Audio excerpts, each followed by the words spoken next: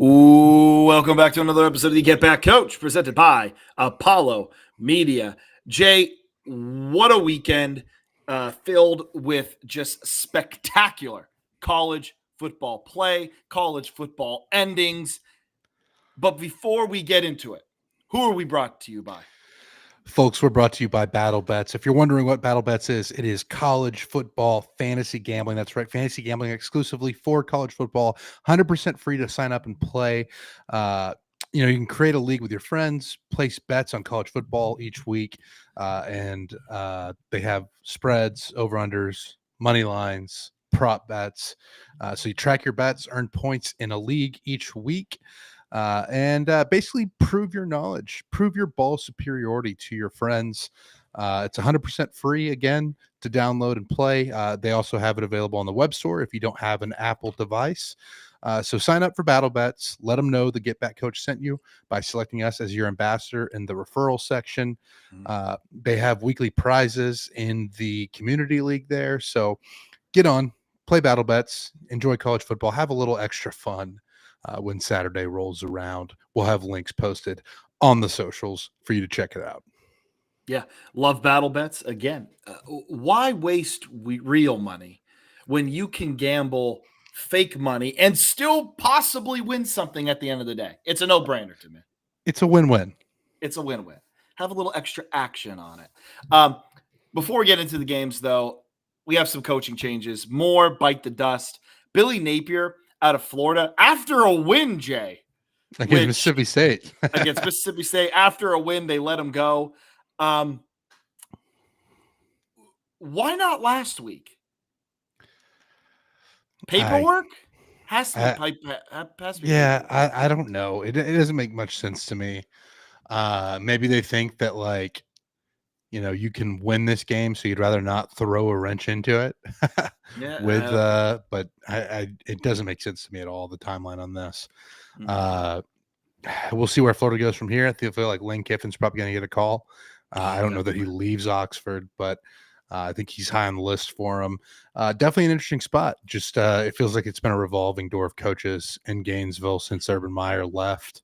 We'll see if anybody steps in to fill that and see if they can get Florida humming. But definitely been a tough job lately. Yeah, you know what?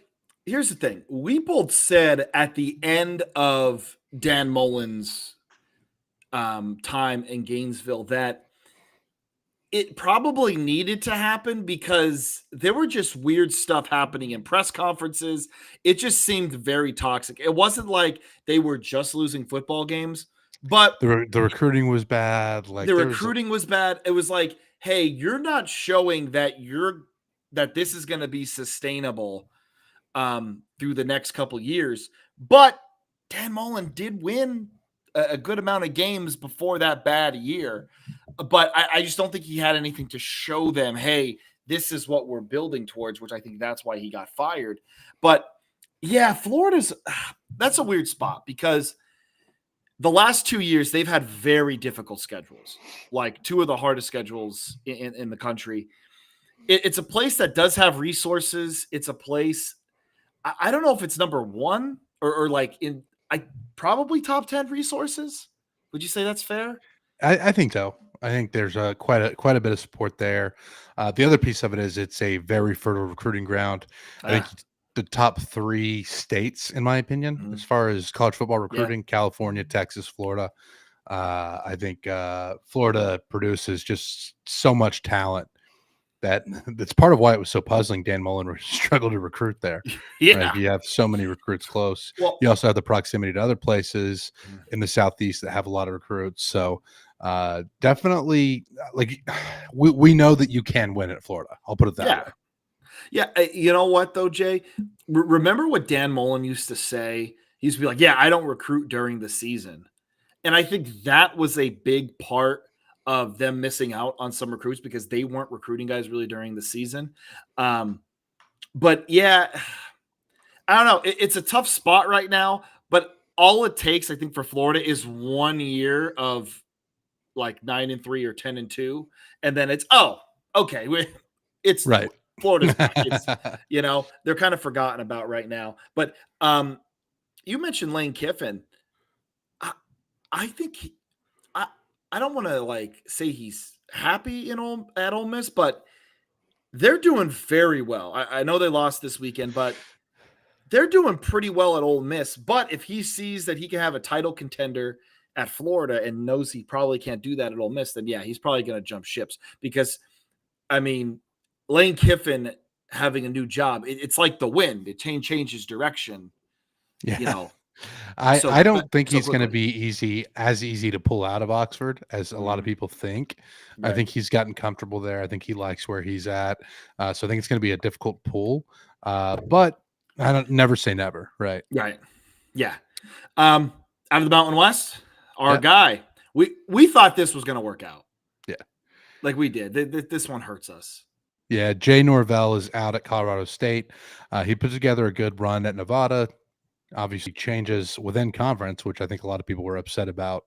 But it just never came together at Colorado State. I think they were 2-5 on the Mhm. season. Just a really disappointing year for Colorado State, especially because they had a decent year last year. I think at 8-5, it felt like they were kind of putting something together. Uh, and that's a program that wants to take the next step, Right. right? Like you don't Yeah. have to go undefeated and run the conference or anything, but just be competitive in the Mountain West. Mhm. And they have the new stadium out there, Canvas Stadium. It's beautiful. You got those scenic backdrops of the Front Yeah. Range. Uh, it feels like a program that again is just kind of on the precipice, and it didn't seem like Jay Norvell was going to get him there. So they move on. Interested to see where they go from here. Yeah, me too. Like you said, Colorado State is one of those programs that's really, really trying to take that next step. And we thought they were kind of like a sleeping giant in the Mountain West. Jay Norvell was there. We liked the hire.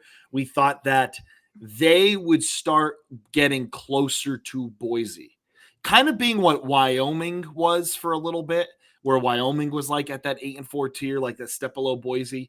And that's where we thought they were going with it. And it just, I don't know, it just never worked out. Probably the right decision. Yeah, I feel like we won't hear this won't be the last of Jay Norvell. I'm sure he's gonna pop up somewhere. Yeah, yeah. It was a little bit surprising to see that was the Norvell fired, I think. Oh my god, Uh yeah. Speaking of a couple of coaches that we're kind of watching that we know are on the hot seats, Luke Fickell at Wisconsin, Mike Mhm. Norvell at Florida State. Both of their admins kind of put out those statements of confidence, words of support. Uh it seems like that never works out. I No. feel like that's more of a bat signal to the donors, like, hey, get your checkbooks ready. We're about ready to make a Yeah. move.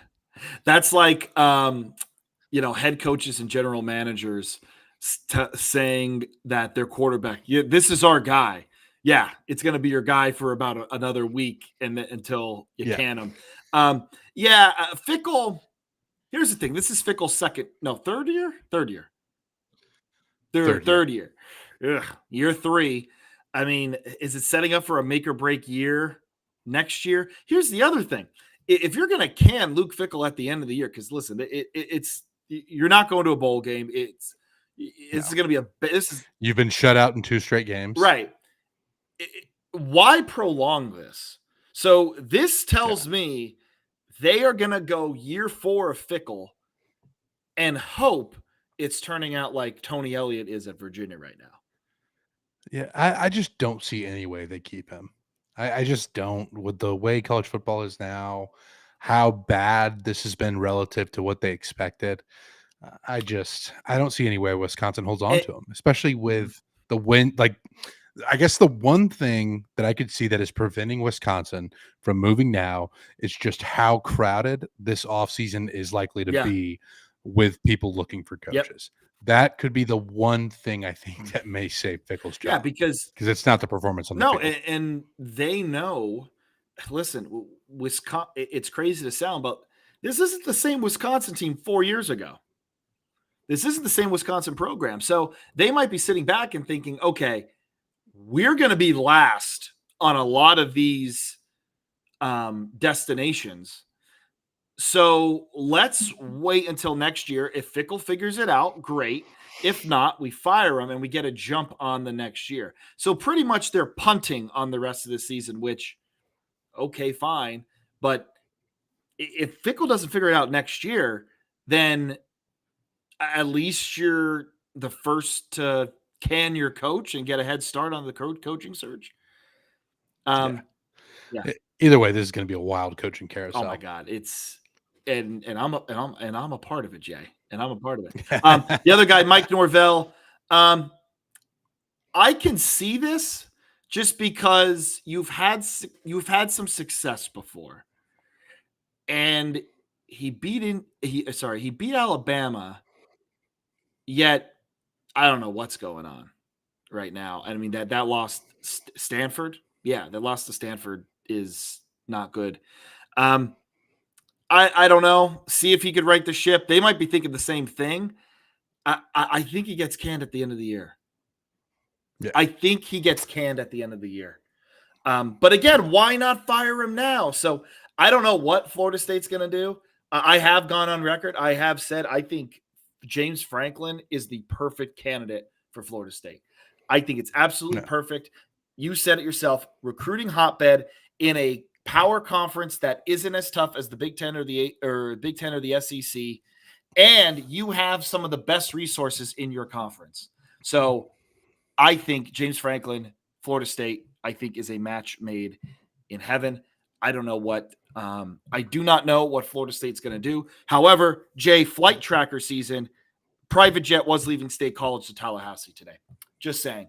I don't know who's on it, but I'm just saying. Do you want to stay on the Penn State? Because you and I have a connection here. We do. The The cultural cultural exchange, as it were. exchange might hit with coaching right now. Yeah, and so for those who are uninformed, uh, it's not like anything No. concrete, but Mike Elko has been a name that has been tossed around in the Penn State coaching search. Obviously, Mike Elko is currently the head coach at Texas A&M, was defensive coordinator there at one point under Jimbo Fisher. Uh, Elko has ties to the Northeast. He's from New Jersey, went to school at Penn. I think he got his first job coaching at Stony Brook. So he's from that part of the country. Uh, Obviously, I felt like we had like a bit of a unique perspective Mm-hmm. here with me being an A&M guy, you being a Penn State Mm-hmm. guy, talking about the pros and cons of each job, why somebody like Mike Elko might leave, why he might go to a place like Penn State. And there's a lot of, we'll call it uncivilized Yeah. talk on the internet about the quality of Mm-hmm. jobs. Uh, I personally think A&M and Penn State are pretty Mm-hmm. comparable.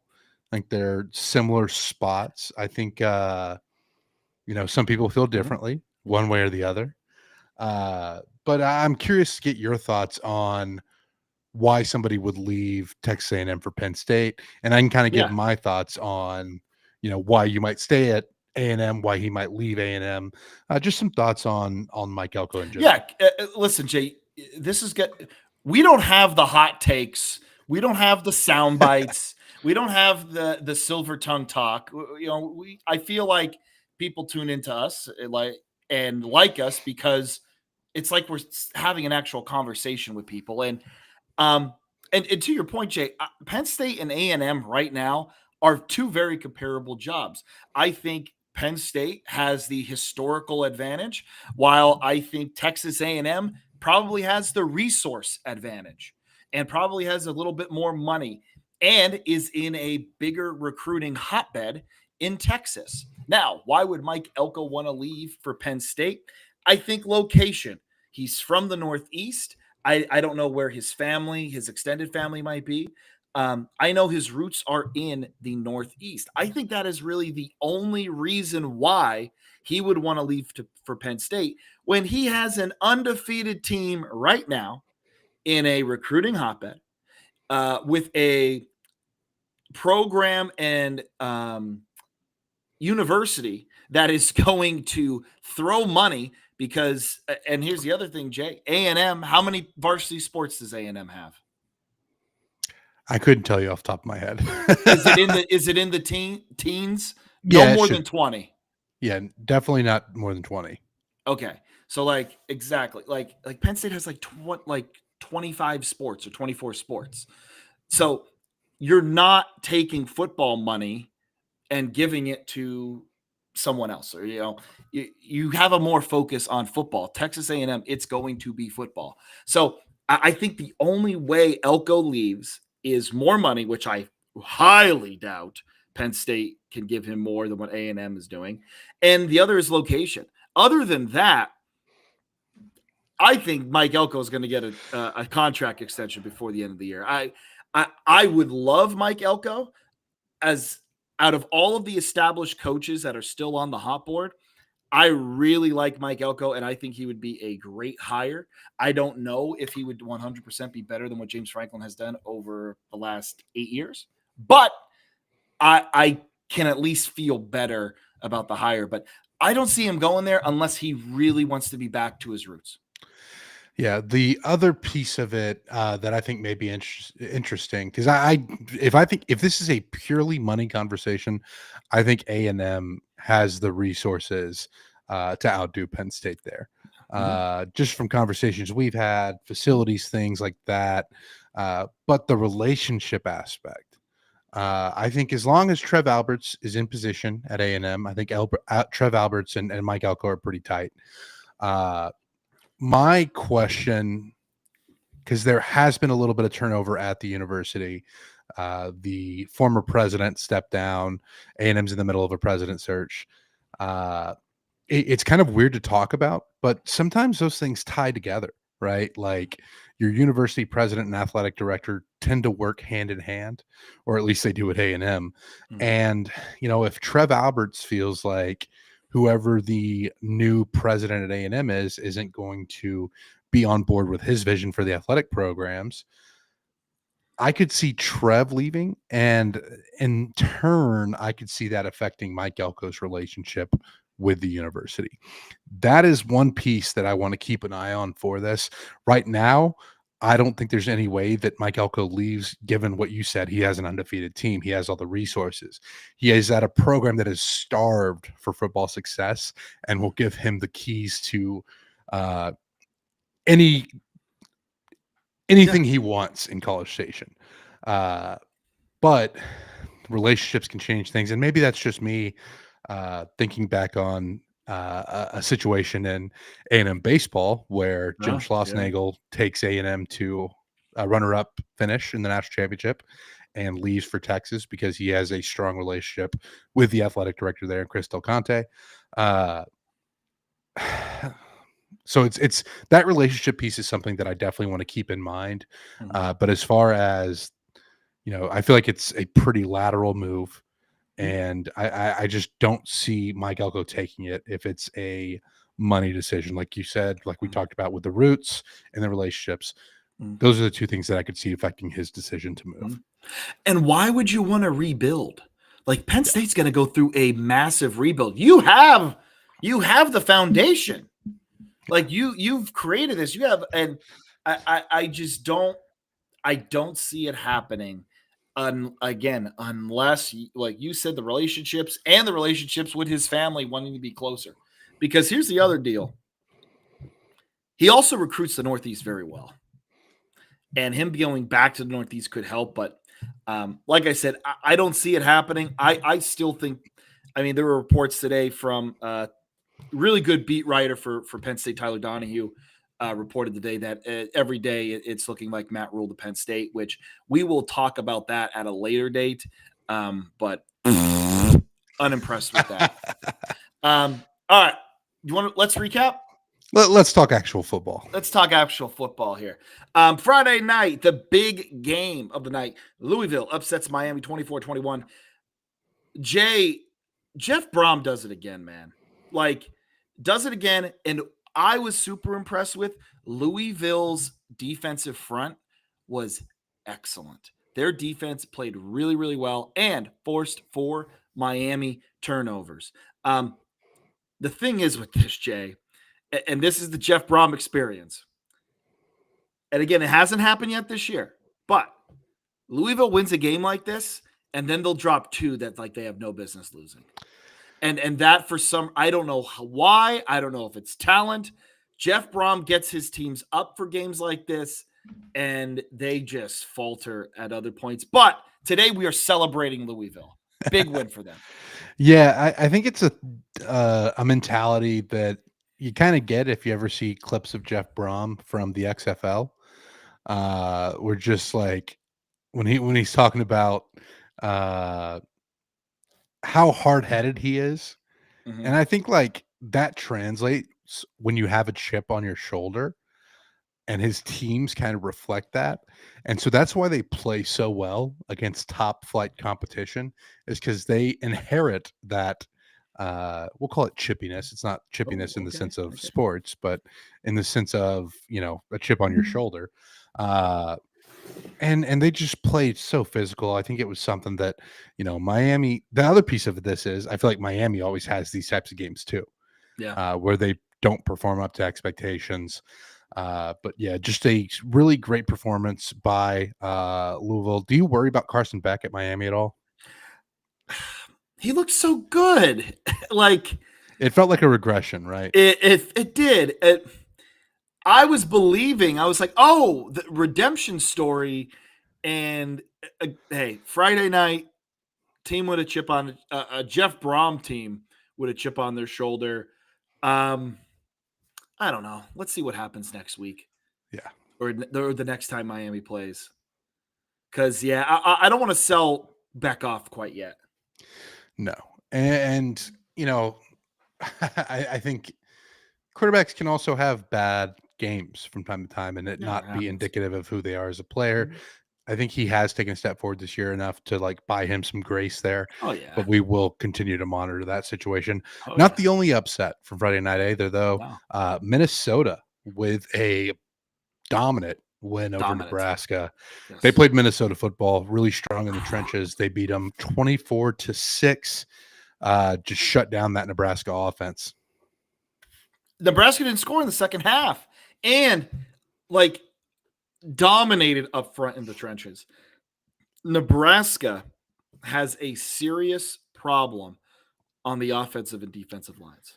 Yeah. A serious problem, and Minnesota took full advantage of it.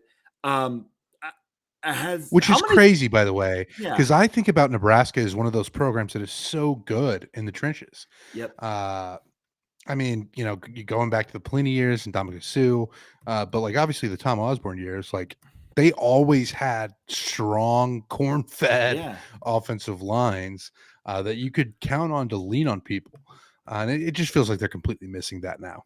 No, definitely. And I'm disappointed. I didn't see any broken bits. I didn't see You any. didn't get the chair. I didn't get to see the chair. I was kind of back and forth between some of the games, but like I didn't get to see the broken chair. By the way, Jay, Minnesota, 1, 2, 3, 4, 5, 6 wins in a row. Nebraska has not beaten Minnesota in football since 2018. Minnesota has won 6 straight. Pretty good. Pretty good for the Pre- Gophers. pre- Pretty good for the Gophers. Listen, Minnesota always have to bring your A game against Minnesota. And I hate to say this because it is rivalry week for them. They're kind of Minnesota light. Or sorry, they're kind of Iowa light. Yeah. Like, and I feel bad saying that, but like they are. They're kind of like what Iowa is, what Wisconsin was a couple of years ago. Those three, just you gotta always bring your A game, no matter what. You have to bring your A game for those three schools. Have to. And PJ Fleck, Well, two great now. coach. Well, yes, two now because Wisconsin was stupid and got rid of a coach that won 8, 9, 10 games a year. But that I Well, and digress. also because Luke Fickle tried to go air raid, which didn't Yeah, help. yeah, exactly. That's a story for when he gets fired. Yeah. Um, but yeah, Minnesota, good for the Gophers. PJ Fleck, man, he does such a great job, and I wish Minnesota media, the Vikings people, would get off of his back because he does such a great job there, and I don't think anyone in college football truly appreciates how well he actually does. Yeah. Yeah. Moving on to Saturday. Vanderbilt's in the top 10 now. Just putting that out there. They beat LSU 31-24. Fantastic football game. The other piece of it is it felt like Vanderbilt dominated in the trenches. The Mhm. same thing. Like I thought they were pressuring Nussmeier, which I think that's more of an indictment of the LSU offensive line than Yep. anything Vanderbilt has defensively. But they also did a great job running the ball. Diego Pavia was electric as always. I mean, his escapability in the pocket is just so fun to watch. Mhm. Uh, and Vandy's 6-1 with the one loss coming to Alabama. I mean, you have to be over the moon if you're a Vanderbilt fan right now. Clark Lee, uh, Jerry Kill on there on the staff, Tim Beck at Yeah. offensive coordinator. Like they have put together something special in Nashville. Mhm. Yeah, it's great. Again, Pavia, he's the X factor. He really is. He is the leading rusher, which I do worry about for future games because you can't Well, and do they had that an every game. injury to Cedric Alexander, which didn't help. It did not. But no, it just seemed like when Vandy needed to make a play, they did. Like whenever they needed something, Vandy got it done. Listen, I think LSU is still good. I just don't think LSU is as good as we thought they were. Vandy, big test this week, but that is such a huge win. Actually, and I saw who was the guy that tweeted it? Oh, it was a Harvey Updike burner account. Uh Okay. said said the biggest disrespect in that game is Vandy didn't storm the field. Now, I have a point about this. Oh, I don't okay. think that is disrespect at all. I think it's more showing you how good Vanderbilt is this year. They don't Okay. feel the need to rush the field because that is just how good they are as a program. We don't need to rush the field just because we beat another ranked team because we are also a ranked team. So that's again, I want to give Vanderbilt credit there. They So didn't need to that's rush the field. that's more, hey, we're good. We're good this year. We don't need to rush the field. Then LSU isn't that good, so we're not rushing it. Exactly. I like that. I like your spin on it more than mine. All Oh about man. the all about uplifting here. But I tell you what's not uplifting is how the people in Baton Rouge feel about Brian Kelly right now. Who could have saw Uh, that? Who could have saw that coming? I, I talk about this with Mike Craven on Aggie Warpod a lot, or he brings it up. Being likable buys you goodwill. It does. Being Brian Kelly does not. No. You can't lose football games and be an asshole. Which You is can't. because he doesn't have a bad record in Baton Rouge, No. but you have a little bit higher standard there. Right. And again the personalities doesn't really You can work. be an ass. You can be an asshole as long as you win. Like it's that easy, Oh man. But no, it's not looking good. Brian Kelly, stay away from State College, Pennsylvania. The next time. Oh man. Going from an unlikable coach to a guy that I kind of like. Both these guys I like. Yeah, I don't know enough about Manny Diaz to feel super strongly. I Okay. think maybe it's because he was defensive coordinator at Texas. But Georgia Tech beats Duke in Durham 27-18. This is just the way Georgia Tech wins football games. It's never Yeah. pretty. It's ugly. It's a knife fight. Mhm. Haynes King still tougher than a $2 steak. Really fun to watch play. Uh, Duke had chances. They just couldn't capitalize. They weren't able to finish drives, and I think that was the story in this one. Not being able to finish drives, Jay, and the 98-yard fumble return for a touchdown, That swings like momentum a bit, doesn't it? that swings momentum a lot. I mean, Duke controlled the majority of that first half, and just that touchdown, that fumble recovered touchdown, it just absolutely killed them. Tried to get back into it. Duke can't capitalize. They're having a hard time on offense. They're really kind of struggling there. And when they were moving the football, again, like you said, weren't able to capitalize. That's a big win for Georgia Tech. I had Duke, unfortunately. And listen, Duke football is solid. Okay, they've went through multiple coaches now. They've done a good job of getting a coach in there. I really like Manny Diaz. I think Manny Diaz can do great things. I think he can do great things at Duke. It wasn't their day. Just was not their day. Yeah, yeah. And I think Brent Key star grows with every Mm. week. They're 7-0. Yes, they It's are. the The Yellow bees, man. Jackets. The Yep. bees. Moving on, Arizona State gives Texas Tech their first loss of the season. Hand up. I was just saying that Texas Tech was going to cruise through the Big 12 after the first few weeks. I know better than that. I have watched enough college football to know better than that. Mhm. Sam Levitt back. I think Arizona State had. It feels like with the way the season's gone, maybe that target is no longer on Ooh. their back. Mhm. And I do think that Arizona. So really, really, this was back and forth. It looks like Texas Tech had completed the comeback, won the game, and then Arizona State goes right back down the field to score with seconds remaining. And Texas Tech has a chance, but they're not able to capitalize. No. I think the major difference in this game is Arizona State's offense with Sam Levitt back was able to take the pressure off of their defense. They're on the field longer, they're having drives, and now their defense isn't on the field for the majority of the game. They played well, they played fast. Again, Texas Tech had a shot here. They made the comeback all the way. Arizona State, Jay, it looked like to me defensive back from Texas Tech loses Tyson on a wheel. And I don't know if it's a wheel or if it was I ran out of real estate and I'm just going to turn up the field because that's Yeah. what receivers are taught that, okay, quarterback rolls out. Oh, I've run out of room. I'm going to now drift up to the sideline. And Tyson gets loose, sets up a last touchdown. Texas Tech Hail Mary was there. It was there, but couldn't convert. But it had a long bat to it as well. But great game, excellent football game, loved it. Yeah. Yeah. It's. I mean, again, just moving on to the SEC. Georgia hands Ole Miss their first loss of the season. Banger of a game. It looked like Ole Miss pulled away, and then Georgia comes storming back. Just a really fun contest between these two teams. Yeah, The same way that it feels like Alabama maybe has Kirby Smart's number.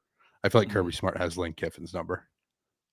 yeah. I think I'm gonna be honest. I think a lot of coaches have Lane Kiffin's number. Like I'm gonna be honest. Like I think a lot of coaches. I think Lane Kiffin's a good football coach. I think he's a great offensive mind. I think a lot of coaches have his number. Yeah. Here's the deal. Georgia getting key stops late in the third and fourth quarter. That's what it turned into. Both these teams had a hard time stopping each other. Georgia figured it out late, and I think they just warmed down in the final 20 minutes of the game. And I think that was your difference here. Great football game, though. Yeah, fantastic to Excellent. watch. Probably might have been the best game of the day. No. So your Aggies survive. Yeah, and this is honestly about what I expected in this game.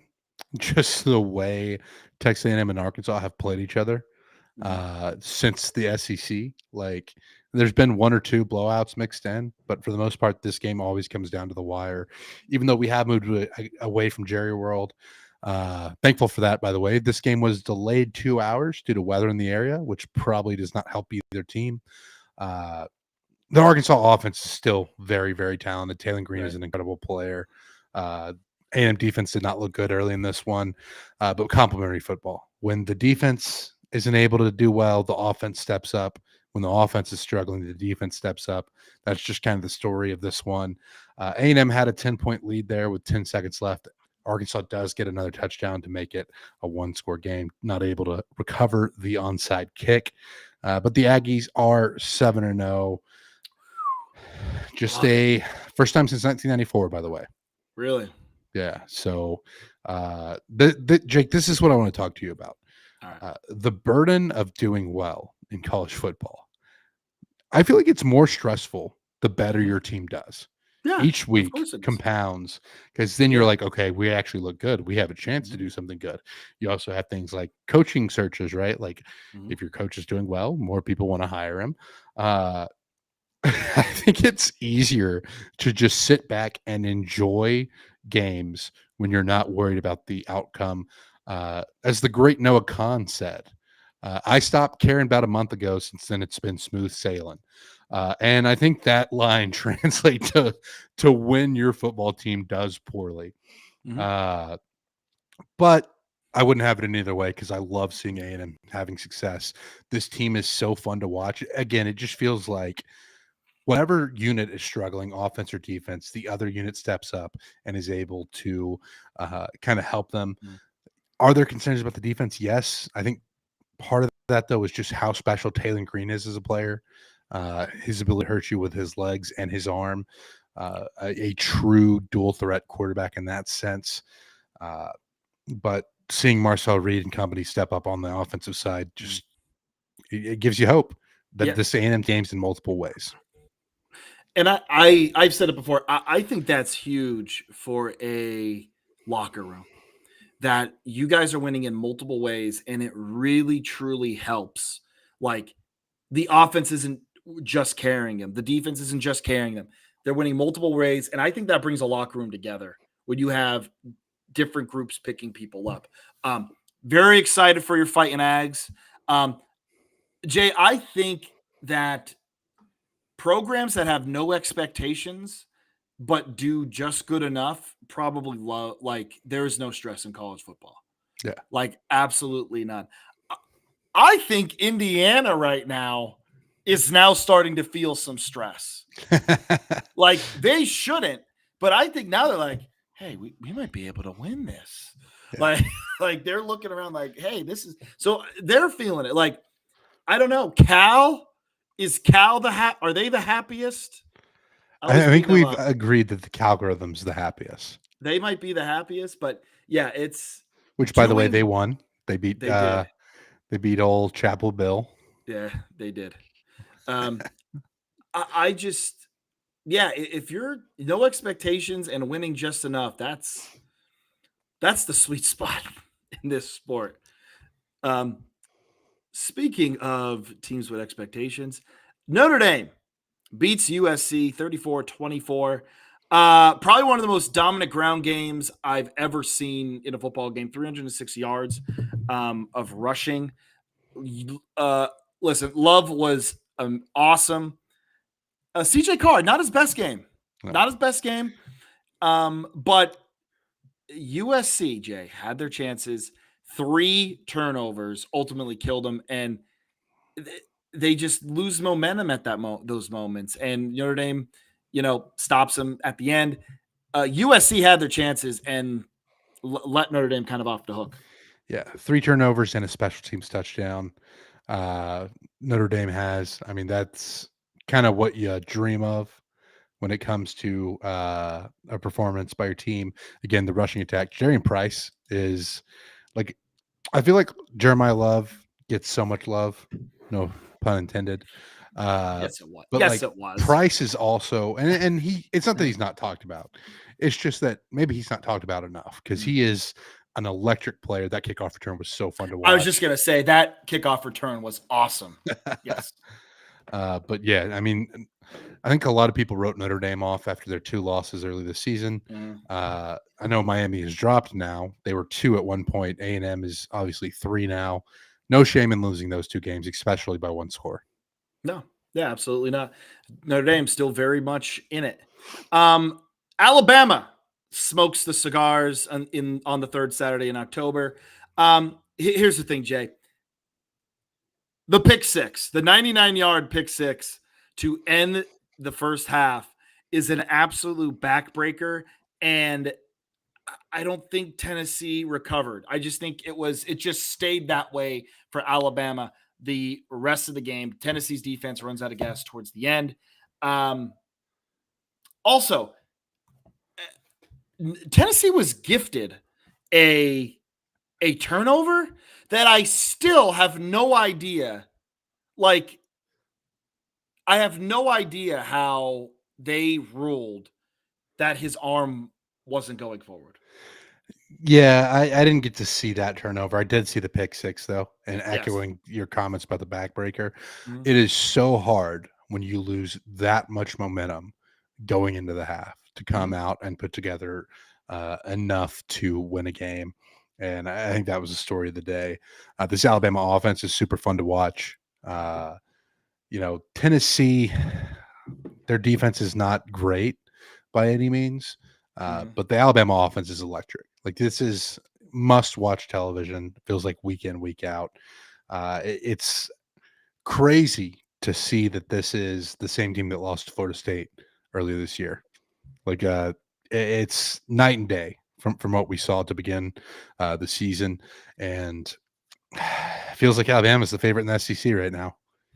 Oh, yeah, they are. And you know what? Maybe that loss to Florida State might have been the best thing for him. And listen, Saban said that. He said it like, hey, sometimes a loss is sometimes just what you need. Yeah. Sometimes when you don't have a chip on your shoulder, you need one placed there. And I feel Yes. like that's exactly what they did. Holy War, one of the best rivalries in sports, in our opinions. I think we both agree on that, Jake. Oh, yeah. BYU wins at 24-21. They're still undefeated. These two teams are so physical when they play each other. I know. They Like, are. I just love, like, this is the type of football that I love seeing. And it feels like it happens every year. These two teams just go at it. Never gets old. I'm so glad they're in the same conference again, playing each other on an annual basis, because this game needs to always, always, always happen. Yeah. Also, Jay, blue versus red uniform combo is absolutely gorgeous. And might I add, so I'm at the girlfriend's this weekend watching ball, and it's I Sunday saw that morning. Bloomsburg. We'll have to talk Yeah, I about was that in at the Bloom. FCS Yeah, minute. I was at. Oh, it was Postpone. postpone. But I'm watching the condensed version Sunday morning. Okay, of this one, because this was the late one on Saturday, and she's just kind of like kind of watching and then not, and then all of a sudden, out of the blue, she just goes, "This is like a very exciting football game. Like, why aren't Penn State games like this?" And I'm like, one, it's the Holy War. Like, come on, this is going to be exciting. But that's just the type of football game this was. This was an absolute banger. Utah goes for 4th-and-1 in the early, doesn't get it. Second time, it was 4th-and-7. They're in kind of like a no man's land. So for the people like, why go for it on 4th-and-7? They're kind of in no man's land there. Doesn't get it. BYU kind of controls the second half. Utah tries to come back, gets the onside kick, illegal touching, BYU, game over. But a super, super fun football game. Yeah. Again, this is must-watch television every week, every time it happens. If you get a chance to watch the Holy War, you watch the Holy War. You know it's going to be just psychotic. Yes, you do. All right, let's get into scores from other games. Cal beats North Carolina 21-16. We already mentioned that one. SMU beats Clemson 35-24. SMU moves to 5-1 after their good year last year. 5-2. Sorry, 5-2. They've lost to Baylor and lost to TCU. Neither one of those losses are great, but they're not terrible. And you're still undefeated in the ACC, so that's open. SMU also avenges their loss in the ACC title game last year. Yeah. Our two big group of 5 games from last week end up being absolute blowouts. Boise smokes UNLV. Yeah. That's Dan Mullen's first loss at UNLV, correct? It is, yes. Yeah. UNLV was undefeated up to this point. That looked like Boise State of old. And James Madison boat races ODU and the Fighting Ricky Ronnies. Great game in the first half. Yeah, it was. This was an electric game in the first half. These two teams were just going up and down the field, trading punches. So much fun. And then James Madison pulled away. Again, Harrisonburg, Virginia, looks like an electric place to watch a football game. Jake, maybe one of these days we meet up there. I feel like it's. I would love to go to Harrisonburg. It's a lot closer for you. Yes, but I still like. I drove through there when I went to the NASCAR race at Richmond. Stopped at the stadium, took a picture. RIP Pocket Talk. But it was a beautiful scenic area. Easy I to get to. I want to get back there and watch a game there. So let's do that at some point. I would love to do that. I've been trying to get my buddies to go to JMU for a little bit. I would love to get circle a like that is going to be like a big time game. I'd love to go there. How about this? I love this, by the way. UAB, after firing Trent Dilfer, beats Wow. Memphis 31-24. Hey, by the way, this is a rivalry game. They play for a rack of ribs. I don't know if you Oh, knew that. The that's Battle of the right. Bones. The Yeah. Battle of the Bones game. They have a barbecue contest too, like the day before. I've done a video on that too. Totally forgot about that. Yes, the Battle of the Bones. A perfect storm of our coach just got fired game and Memphis looking ahead to South Florida And a rivalry. So you and have the all of rivalry those on top of it. You factors. have all of it Uh, together. Good day. how bad was Trent Dilfer? I know. And it feels so good to root for the Blazers again. It We're does. back. We're with Yeah. you again. We're with you again. And then lastly, Penn State hard fought game. A lot of inspiration there. Losing to Iowa 25-24. Penn State 4 losses combined for 13 points. And not a power and do not have a power 4 win and will not until November. They are off next week or this upcoming week, and then they play Ohio State. I mean, stranger things have happened. Stranger things have happened. It would be so bizarro world if Penn State, this is the year Penn State beats them. But just really quick for the Penn State people out there, I didn't hate the offense. I didn't hate it. It wasn't good, but again, you got redshirt freshman Ethan Grunkemeyer in there, very limited. I'm still very disappointed in the defense. Jay, this is 2 weeks in a row that under 5 minutes, maybe 6, maybe 5, Penn State just needs one stop, and then you feel pretty confident that they'll be able to like run the ball out, flip field position, like that whole thing. They keep field position, keep that in their pocket. And they give up a giant play. And this time, Mark Gronowski on a read option, I believe it was a read option. Yeah. Linebacker fills the wrong big gap. 2 defensive backs totally whiff on Gronowski. He runs for 60-some yards. They score the next play. It's just this team feels just finding ways to lose. It's like last year, they were kind of like finding like some of those tough games. They were grinding out. And now it's the opposite. It's like this team's kind of snake bitten. But interim head coach Terry Smith, there was some juice in that game. I hope it carries over for the rest of the year because, Jay, right now, you're looking at a 5-7 Penn State team to end the year. Yeah. Penn State is fighting for bowl eligibility because it doesn't look like you're going to beat Ohio State. Doesn't look like you're going to beat Indiana. And you got 3 games against teams you should beat at the end, but it hasn't been looking good. But anyway, 4 losses by 13 points. Here's the other thing. One more thing. I don't want to ramble for too long. Jay, you played special teams at A&M, correct? A little bit. A little bit. Okay. I remember a coach always telling me if you block a kick or punt, you are 90% more likely to win from data. Okay. Do you know Penn State has blocked 3 kicks or punts in each of the last 3 weeks and has lost all of them? Wild stat. Insane. Absolute insane. But yeah, so Penn State, vibes aren't good, folks. Vibes are not good. Jake, you know where the vibes are good? In the FCS. Yeah, Beaumont, Texas. Lamar remains a ranked team. They needed a 57-yard field goal to do it over UTRGV. Again, this is UTRGV's first season as a football program. Mm-hmm. Really great job by that staff to get them to 5-2 now. But Lamar with just 1 loss on the season. I mean, super impressive because this is a program that was a lot of people had written off. So really cool to see the success for Lamar. But let's talk about the game that game day should be at this week if they weren't cowards. Sure, Vanderbilt, Missouri's fine, whatever. We have a number 1 versus number 2 matchup, a rivalry game, massive contest going on in the FCS ranks. You probably already know the 2 teams because they are dominant. Some would call them, dynasties Yes. in the FCS ranks. North Dakota State and South Dakota State. North Dakota State is number 1 at number 2, South Dakota State. 7 p.m. on ESPNU.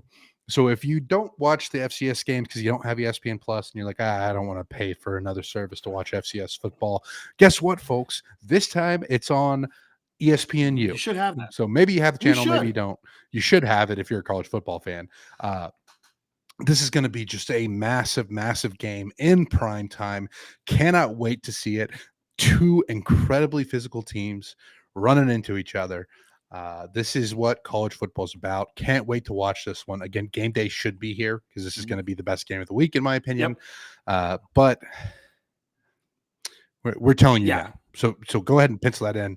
Pencil that in for your quad box and go ahead and get that ready. Can I? For 7 p.m. Central Time on Saturday night, ESPN. Can I get on my a very small soapbox for a second?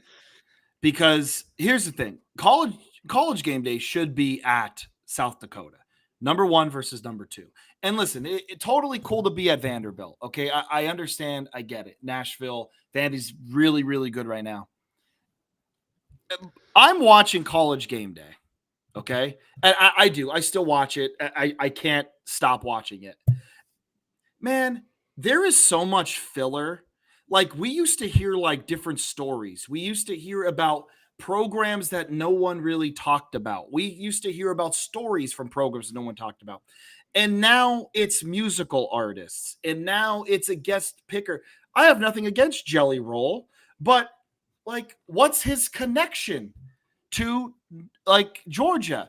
And there is none. And I feel like, and again, this is the problem with anything entertainment anymore. And I really hate to rant, but we have people that aren't college football fans making decisions, and it's all for, hey, how do we not get the college football? How do we get more people who don't watch college football to watch our product?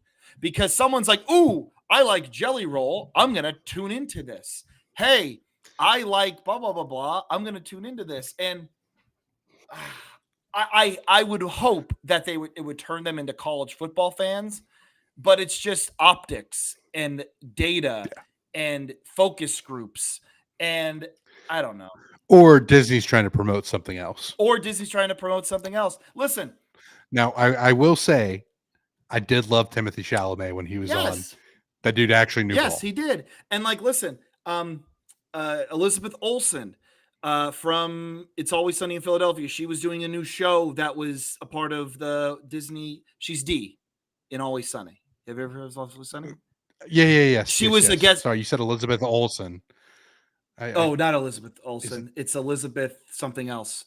It was something else Olsen. I forget her actual. She's Dee from Always Sunny. Sunny. Anyway, she was an Oregon grad. Caitlin Olsen. So that made sense. The only reason I was so confused is because Elizabeth Olsen is Scarlet Witch. Yeah, stupid me. I'm bad with names, folks. But like, you killed 2 birds with 1 stone there. She's an Oregon grad and she's promoting something. That makes sense to me. I don't know. Yeah. It's just, I feel like it's so corporate now that I don't know. What have you done to the game I love? we used to be a proper country. We'll move on though, and games in week 9 in the FBS ranks. Mizzou at Vandy. We already talked about it. Kick it off. Vandy is a 2.5-point favorite. Mizzou narrowly escaped Auburn last week, by the way. We didn't talk about that one, but I like Vandy here. Both teams coming off of an emotional win. Give me Vandy though, because it's at home. Yeah. I'm going to take Vandy at home. Michigan State. Michigan State is a 14-point dog at home. Feels like the wheels have come off for Sparty. They're already calling for Jonathan Smith's head. I like Michigan to roll in this one. Under 48.5. I'm going to go with the under here. I'm going for the under in the next game for sure because it's Minnesota at Iowa. For the pig. 39.5. The Floyd of Rosedale. Yes. One of the best traditions and trophies and rivalries in college sports. Give me the under 39.5. Under 39.5. Man, that Iowa line, I feel like everyone's going to be jumping on Minnesota there, but I'm going to stay away from that. Give me under 39.5.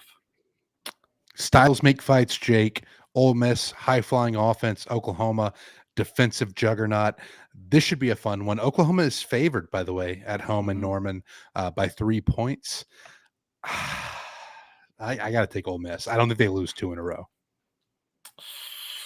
I'm staying away. I'm just going to enjoy it. I'm going to kick back and enjoy this one. I don't have a good read. I want to say Oklahoma being at home, Ole Miss coming off of a quality loss to Georgia. Yeah, I don't know. Don't know about this one. Don't know. In the group of 5 ranks in the American, we were so hyped for this matchup. It loses a little bit of luster with UAB pulling off the upset, but South Florida at Memphis should be an absolute banger of a game. Memphis is a 4.5-point dog at home. I already picked against South Florida once this year with North Texas. I'm not making that mistake again. I think the Bulls keep rolling. Yeah, I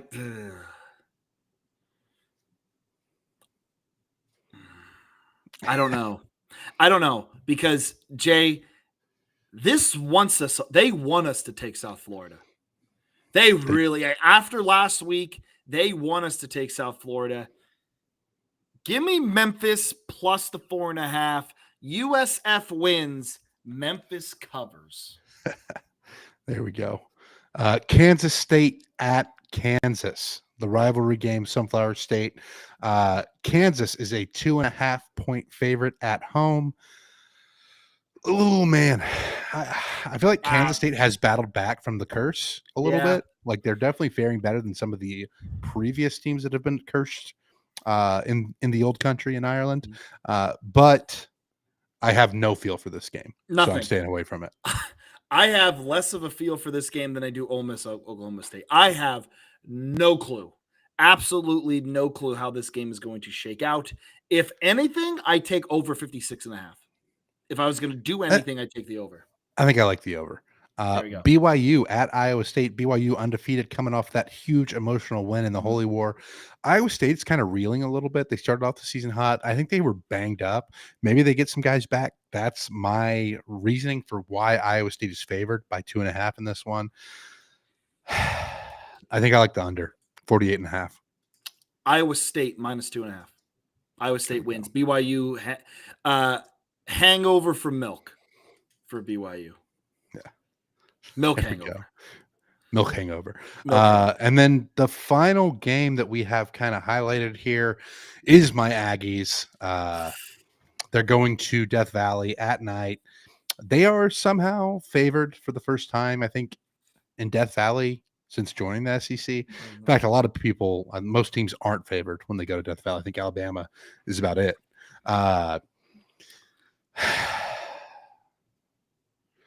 A&M has not won a game in Death Valley since joining the SEC. The last time A&M went on the road to LSU and won in Baton Rouge was 1994. Coincidentally, the last time Texas A&M started 7-0.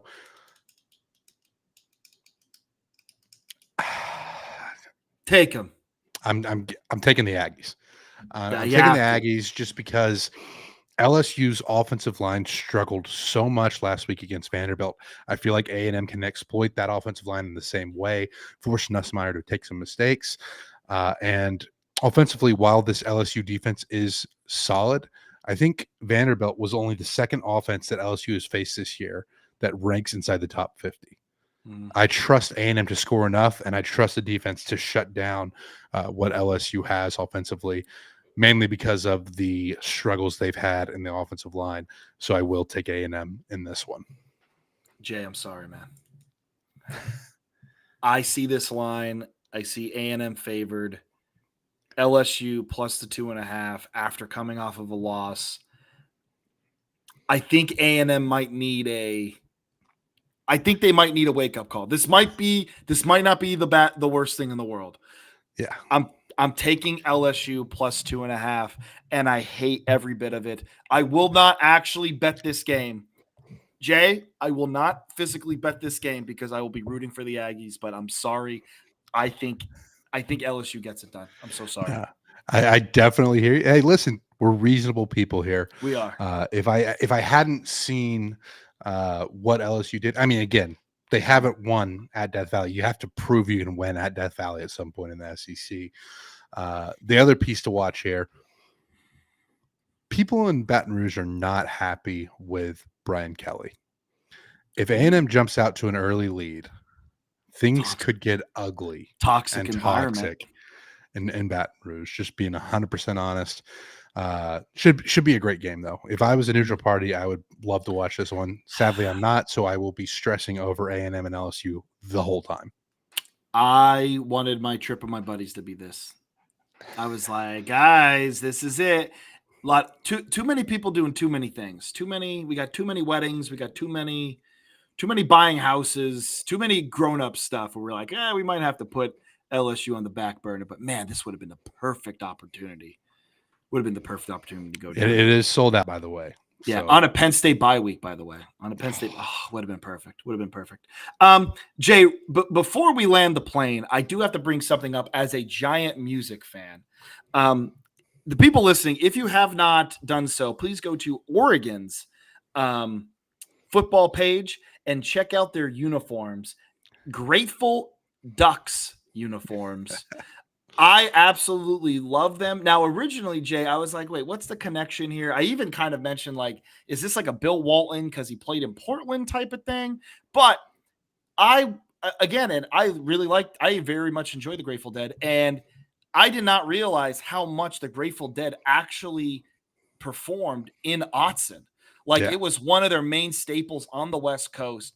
But these are excellent uniforms. The Deadhead logo with the duck, it's replaced. The skull's replaced with a duck, and then the lightning bolt is now a Nike swoosh lightning bolt. Tie-dye numbers, and then the bears are on the back, but they're replaced with ducks. I mean, absolutely love it. But it does strike the question, Jay. And again, I'm not trying to be a music hardo. How many guys on that team have heard a Grateful Dead song or know the Grateful Dead? I have a feeling it's very low. Like even like me, like when I played, like we had a roster about 80, maybe 75 to 80 guys, and I want to say maybe like 5 dudes listen to like Grateful Dead songs, maybe 5. So I'm very curious to see that. Hey, College Game Day, do a segment on that. Do a segment on, hey, do any of these guys know anything about the Grateful Dead? That would be fantastic content. Do anything, like, do you know, like, say, like, I know Jerry Garcia. Yeah. Or, hey, John Mayer's in there now. Like, give me something. Can I be honest with you, Jake? Until I like college, I thought the Grateful Dead was a metal band because I'd never heard actually any of their songs. And I just saw it. I was like, it's a metal band. I thought that until it's like Slayer, right? Like it just sounds like a metal name.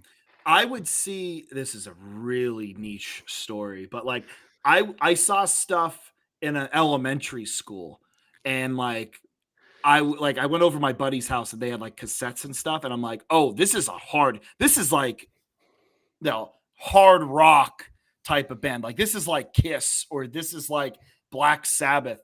And then I think I started listening to some stuff in high school. I'm like, oh, this is the Grateful Dead? Like, okay, like I can get down to this. So no, I definitely can understand just from the imagery, how it could be different. But yeah, love the Grateful Dead. And listen, Oregon can do whatever they want with their uniforms. Yeah. Oregon can do whatever they want. If UCLA tried to do this, if UCLA tried to do this, I'd be like, yeah. And that's where Bill Walton went to school. And I'd be like, yeah, I don't know. But Oregon, do it. I'll tell you what, though. I believe RIP Jimmy Buffett went to Southern Miss. I need some Southern Miss Jimmy Buffett jerseys Yes. at some point. We got to reach out. Charles Huff is follower of the program. Charles Huff, Yeah. if you're listening, try and get Coach Jimmy Huff, Buffett. get some Jimmy Buffett. Get some Let's get Jimmy Jimmy Buffett Buffett. unis. Yeah, like Tommy Bahama, like Hawaiian Southern Miss jerseys or something. It would work. Please. You could pattern It the would. black and gold. Yes, you can. Absolutely. I would love it. Jay, do you have a favorite Grateful Dead song? The Are name you not? escapes me. It's talking about Moses riding in on a quasar. You know what I'm talking about? Actually, I don't know what you're talking about.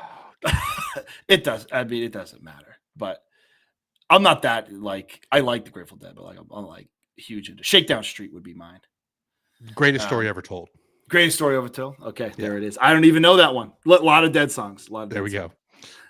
But Jay, And they're different every time you listen. Exactly. Jay, land this plane for us. Yeah. After getting into Grateful Dead talk, I'm going to attempt to land this plane. Again, folks, we appreciate all of your support. Do all the things that help us grow as a show. Make sure to download Battle Bets. Tell them that we sent you. Give us a 5-star rating. Like, share, subscribe. Tell a friend. Do all the things that help us grow as a podcast. Let's lock in. Enjoy some college football while we have it. Don't forget we have some midweek games to check out. And enjoy this, right? We're in the back half of the season now. It is going to – the moment's fleeting. Enjoy it while you can. I say that as somebody whose team is doing well. I think we all need to be reminded to live in the moment sometimes and not stress over what will or won't happen. We appreciate each and every one of you, and thank y'all for tuning in. Thank you all from all of us at the Get Back Coach.